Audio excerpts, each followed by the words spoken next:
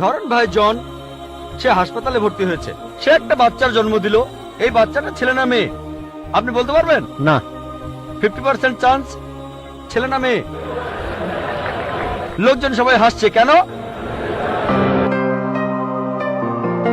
আমার প্রশ্ন হলো, আল্লাহর আদম হাওয়াকে সৃষ্টি করার কি প্রয়োজন ছিল, অথবা এই বিশ্ব জগৎ এগুলো সৃষ্টি করে কি উপকার পাবেন? আমার দ্বিতীয় প্রশ্ন হলো, সবকিছুই কেউ সৃষ্টি করেছে, তাহলে ঈশ্বর তাকেও অবশ্যই কেউ সৃষ্টি করেছে। আল্লাহ শব্দটার অর্থ কি? ভাই তিনটা প্রশ্ন করেছেন। প্রথম প্রশ্নটা, আল্লাহ কেন আদম হাওয়াকে সৃষ্টি করলেন, এই সৃষ্টি করার কারণটা কি? বিশ্বজগৎ সৃষ্টির কারণ কি? আল্লাহ সৃষ্টি করেছেন আদম আর হাওয়াকে, তারা দুজনে শান্তিতে থাকুন, যাতে করে মানুষ যাতে আসতে পারে। তারা আমাদের সবার পূর্বপুরুষ।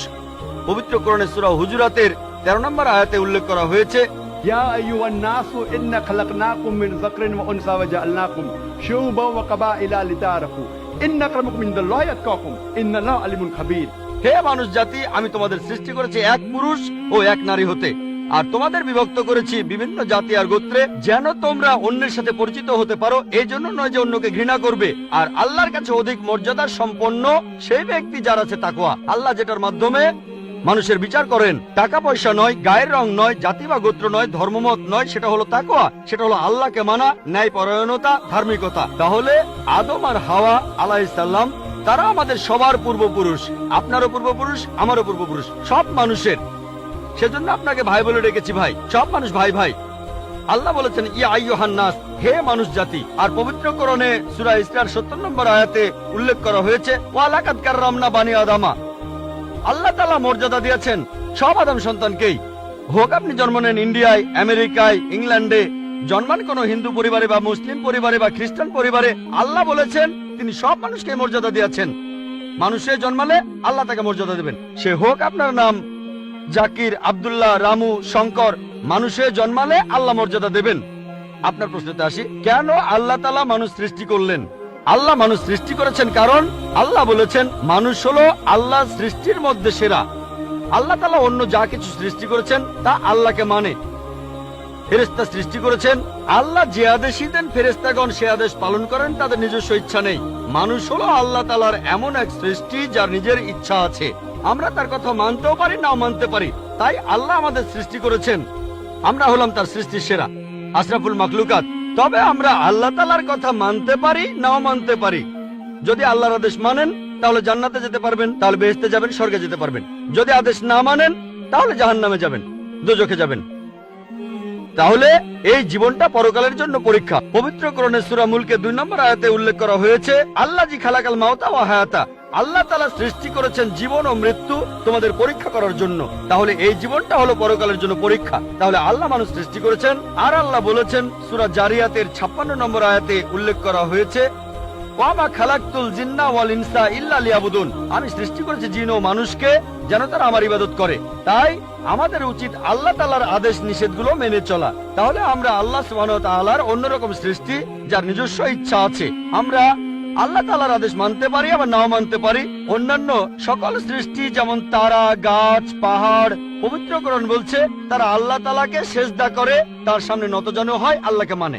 আমাদের স্বাধীন ইচ্ছা আছে, আল্লাহ আমাদের এই স্বাধীন ইচ্ছা দিয়েছেন। এই স্বাধীন ইচ্ছা নিয়ে যদি আল্লাহকে মানেন, আপনি তাহলে ফেরেশতাদের উপরে চলে যাবেন। আর যদি আল্লাহ তাআলাকে না মানেন, তখন হবেন শয়তানের সহযোগী। আল্লাহ আমাদের সৃষ্টি করেছেন পরকালের পরীক্ষার জন্য। আপনার দ্বিতীয় প্রশ্নে আসি, সবকিছুর একটা স্রষ্টা আছে, আল্লাহকে বানিয়েছে কে? যদি কেউ বলে সবকিছুরই একটা স্রষ্টা আছে, কথাটা ঠিক নয়। সব সৃষ্ট জিনিসের স্রষ্টা আছে। আল্লাহ তাআলার সংজ্ঞা হচ্ছে তাকে কেউ সৃষ্টি করেনি। যখনই বলবেন কে আল্লাহকে বানিয়েছে, সে আল্লাহ নয়। আল্লাহ তাআলার সংজ্ঞা হচ্ছে তিনি সৃষ্টি হননি। ধরেন এক লোক আপনাকে বলল যে ভাই, আমার বন্ধু জন, সে হাসপাতালে ভর্তি হয়েছে, সে একটা বাচ্চার জন্ম দিয়েছে। বলতে পারবেন এই বাচ্চাটা ছেলে না মেয়ে? বলতে পারবেন? চেষ্টা করেন, দেখেন। পারবেন না কেন? ছেলে না মেয়ে? হ্যাঁ না। ধরেন ভাই জন, সে হাসপাতালে ভর্তি হয়েছে, সে একটা বাচ্চার জন্ম দিল। এই বাচ্চাটা ছেলে না মেয়ে? আপনি বলতে পারবেন? না। না। 50% চান্স ছেলে না মেয়ে? লোকজন সবাই হাসছে কেন? বলতে পারবেন? পারবেন না কেন? যে উত্তরই বলেন সেটা কি ঠিক হবে?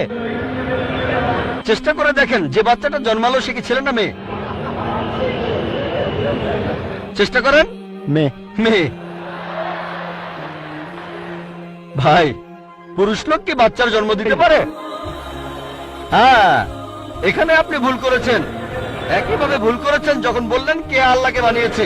পুরুষ লোক কোনো বাচ্চার জন্ম দিতে পারে না, তাহলে তো মেয়ে বা ছেলে হওয়ার প্রশ্নই আসে না। এখন কি আপনি বুঝতে পেরেছেন? হ্যাঁ, বুঝতে পেরেছেন, এই তো ভালো। পুরুষ লোক কোনো বাচ্চার জন্ম দিতে পারে না, তাহলে তো ছেলে বা মেয়ে হওয়ার কোনো প্রশ্নই আসে না। যখন প্রশ্ন করলেন কে আল্লাহকে সৃষ্টি করেছে, আল্লাহর সংজ্ঞা হচ্ছে, ঈশ্বরের সংজ্ঞা হচ্ছে তিনি সৃষ্টি হননি। যখনই বলবেন কে আল্লাহকে বানিয়েছে, সে আল্লাহ নয়। ওয়ালাম ইয়াকুল্লাহু কুফুয়ান আহাদ, তার সমতুল্য কেউ নেই। এবারে আপনার শেষ প্রশ্নটাতে আসে, আল্লাহ কে? আল্লাহ কে? সবচেয়ে সেরা সংজ্ঞাটা আছে পবিত্র কোরআনে সূরা ইখলাসে 1 নম্বর থেকে 4 নম্বর আয়াতে উল্লেখ করা হয়েছে। এখানে বলা হয়েছে যে কুল হুয়াল্লাহু আহাদ, বলো তিনি আল্লাহ এক, অদ্বিতীয়। আল্লাহুস সামাদ, তিনি অবিনশ্বর, চিরস্থায়ী। লাম ইয়ালিদ ওয়া লাম ইউলাদ, তিনি জন্ম নেননি, কাউকে জন্ম দেননি। ওয়া লাম ইয়াকুল্লাহু কুফুয়ান আহাদ, তার সমতুল্য কেউ নেই। এই হলো 4 লাইনের সংজ্ঞা আল্লাহ সুবহানাহু ওয়া তাআলার। যদি কোনো মানুষ, যদি কেউ বলে যে অমুক লোকটা আল্লাহ, সেই লোক যদি এই 4টা শর্ত পূরণ করতে পারে, আমাদের মুসলিমদের কোনো আপত্তি থাকবে না সেই লোককে আল্লাহ বলে মেনে নিতে। 4 লাইনের সংজ্ঞা, এটাই হলো ধর্মের লিটমাস টেস্ট। আল্লাহ তাআলার সংজ্ঞা প্রথমটা হলো কুল হুয়াল্লাহু আহাদ, বলো তিনি আল্লাহ এক, অদ্বিতীয়। আল্লাহুস সামাদ, আল্লাহ বিনশ্বর, চিরস্থায়ী। লাম ইয়ালিদ ওয়া লাম ইউলাদ, তিনি জন্ম নেননি, কাউকে জন্ম দেননি। ওয়া লাম ইয়াকুল্লাহু কুফুয়ান আহাদ, তার সমতুল্য কেউ নেই। যদি হিন্দু ধর্মগ্রন্থগুলো পড়েন, সেখানেও একই রকম কথা বলা হয়েছে, কুল হুয়াল্লাহু আহাদ। এটা পাবেন আপনাদের ছান্দোগ্য উপনিষদে 6 নম্বর অধ্যায় 2য় অনুচ্ছেদের 1ম পরিচ্ছেদে। এক্কামে বিদ্বিতীয়াম, ঈশ্বর মাত্র একজন, দ্বিতীয় কেউ নেই। দ্বিতীয় টেস্ট আল্লাহুস সামাদ, আল্লাহ বিনশ্বর, চিরস্থায়ী। ভগবত গীতা 10 অধ্যায়ে 3 অনুচ্ছেদ বলছে, আমাকে বলা হয় এই বিশ্ব জগতের প্রভু, আমি জন্ম নেইনি, কোনো শুরু নেই। তৃতীয় টেস্ট লাম ইয়ালিদ ওয়া লাম ইউলাদ, তিনি জন্ম নেননি, কাউকে জন্ম দেননি। আর শ্বেতাক্ষেত্র উপনিষদে আছে 6 নম্বর অধ্যায়ের 9 অনুচ্ছেদে, নাচাই সাকাসিদ জানিতা নাচা দীপা, ঈশ্বরের কোনো প্রভু নেই, তার কোনো বাবা মা নেই। মহান ঈশ্বরের কোনো বাবা নেই, তার কোনো মা নেই। তারপর ওয়া লাম ইয়াকুল্লাহু কুফুয়ান আহাদ, তার সমতুল্য কেউ নেই। আর শ্বেতাক্ষেত্র উপনিষদে বলা হয়েছে 4 নম্বর অধ্যায়ের 19 অনুচ্ছেদে আছে। এছাড়াও যজুর্বেদ 32 অধ্যায়ের 3 অনুচ্ছেদে বলা হয়েছে, নাতাস্তি প্রতিমা আস্তি, মহান ঈশ্বরের কোনো প্রতিমা নেই, কোনো মূর্তি নেই, কোনো ছবি নেই, কোনো ফটোগ্রাফ নেই, কোনো ভাস্কর্য নেই। এটা কে বলেছে? যজুর্বেদ 32 অধ্যায় 3য় অনুচ্ছেদ বলেছে। একই কথা ওয়া লাম ইয়াকুল্লাহু কুফুয়ান আহাদ। যদি কেউ বলে যে অমুক লোকটা হচ্ছে আল্লাহ, যদি সেই লোকে 4টা শর্ত পূরণ করে, আমরা মুসলিমরা কোন রকম আপত্তি ছাড়াই সেই লোককে আল্লাহ বলে মেনে নেব। যেমন ধরেন, কিছু লোক বলে ভগবান রজনীশ হলেন মহান ঈশ্বর।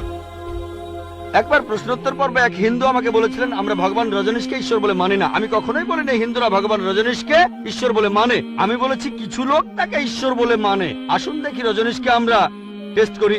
প্রথম টেস্ট হলো কুল হুয়াল্লাহু আহাদ, বলো তিনি আল্লাহ এক, অদ্বিতীয়। রজনীশ কি এক, অদ্বিতীয়? সেই কি একমাত্র লোক যে নিজেকে ঈশ্বর দাবি করেছে? এরকম অনেক মানুষই ছিল, আর এই দেশে হাজার হাজার লোক নিজেকে ঈশ্বর দাবি করেছে। রজনীশ একমাত্র নয়। তবে রজনীশ ভক্তরা বলে না না, উনি একটু আলাদা। এবারে পরের টেস্টে দেখি। আল্লাহুস সামাদ, আল্লাহ অবিনশ্বর, চিরস্থায়ী। রজনীশ কি অবিনশ্বর, চিরস্থায়ী? আমরা তার জীবনী থেকে জানি, তার আত্মজীবনী থেকে, রজনীশ ভুগছিলেন অ্যাজমা, ডায়াবেটিস আর পিঠের ব্যথায়। চিন্তা করেন, মহান ঈশ্বরের হয়েছে অ্যাজমা, ডায়াবেটিস, পিঠের ব্যথা। তৃতীয় টেস্ট লাম ইয়ালিদ ওয়া লাম ইউলাদ, তিনি জন্ম নেননি, কাউকে জন্ম দেননি। ভগবান রজনীশ জন্মেছিলেন মধ্যপ্রদেশে, তার বাবা মাও ছিলেন। 1981 সালে তিনি আমেরিকায় গেলেন, ইউএসএ। তখন হাজারো আমেরিকান তার ভক্ত হয়ে গেল। তারপর আমেরিকার অরিগন প্রদেশে তিনি বানালেন একটা সেন্টার, আর তার নাম দিলেন রজনীশপুরম, তার গ্রাম। পরবর্তীতে আমেরিকান সরকার তাকে অ্যারেস্ট করে কারাবন্দী করে রাখলো। রজনীশ বলতো যে আমেরিকান সরকার তাকে স্লো পয়জনিং করেছে। চিন্তা করেন, মহান ঈশ্বরকে স্লো পয়জনিং করা হয়েছে। 1985 সালে আমেরিকান সরকার তাকে বের করে দিলে সে ইন্ডিয়ায় চলে আসে। তারপর এখানে পুনায় সে আরেকটা সেন্টার খুললো, আর তার নাম দেওয়া হলো ওশো কমিউন। যদি রজনীশের সমাধির কাছে কখনো যান, তার সমাধির উপরে লেখা আছে ভগবান রজনীশ ওশো কখনো জন্মাননি, কখনো মরেননি, তবে পৃথিবীতে ভ্রমণ করেছেন 1931 সালের 11 ডিসেম্বর থেকে 1990 সালের 31শে জানুয়ারি পর্যন্ত। কখনো জন্মাননি, কখনো মরেননি, তবে পৃথিবীতে ভ্রমণ করেছেন 1931 সালের 11 ডিসেম্বর থেকে 1990 সালের 31শে জানুয়ারি পর্যন্ত তার সমাধিতে এটা লিখতে ভুলে গেছে যে পৃথিবীর 21টা দেশ তাকে ভিসা দেয়নি। মহান ঈশ্বর আসলেন এই পৃথিবীতে পৃথিবী ঘোরার জন্য, বিভিন্ন দেশে যাওয়ার জন্য তার নাকি ভিসাও লাগে।